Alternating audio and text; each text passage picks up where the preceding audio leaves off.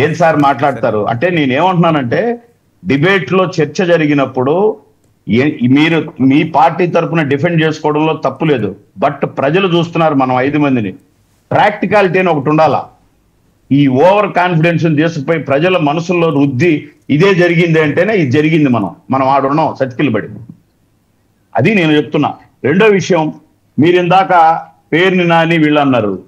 నేను ఛాలెంజ్ చేస్తున్నా, గత సంవత్సరంలో 1 సంవత్సరంలో ఏం జరిగింది, ఇప్పుడు ఏం జరిగింది. ఇందాక అన్నగారు తల్లి కొందన 1 సంవత్సరం మిస్ అయింది అని. మరి ఇన్ని వేల కోట్లు ఇంత బంగారు రూపంలో సారా ఇది బయటికి పోయి వచ్చిందని ఒక కేసు నడుస్తుంది. నేనున్నాను మీ మామయ్యని అన్నాడు. జగన్ మామయ్యని ఘటమనండి. ఇన్ని లక్షల కోట్లు ఎదుర్కొంటున్నారు కదా. బెయిలోత్సవాలు అని జరుగుతున్నాయి. తెలుసా సార్ మీకు? బ్రహ్మోత్సవాలు జరుగుతాయి కదా, బెయిలోత్సవాలు. అసలు వైసీపీ పార్టీయే బెయిల్ మీద ఉంది, మొత్తం టోటల్ పార్టీ. బెయిలోత్సవాలు జరుగుతున్నాయి. ఎవరు పోను, ఆయన బయటికి రాను,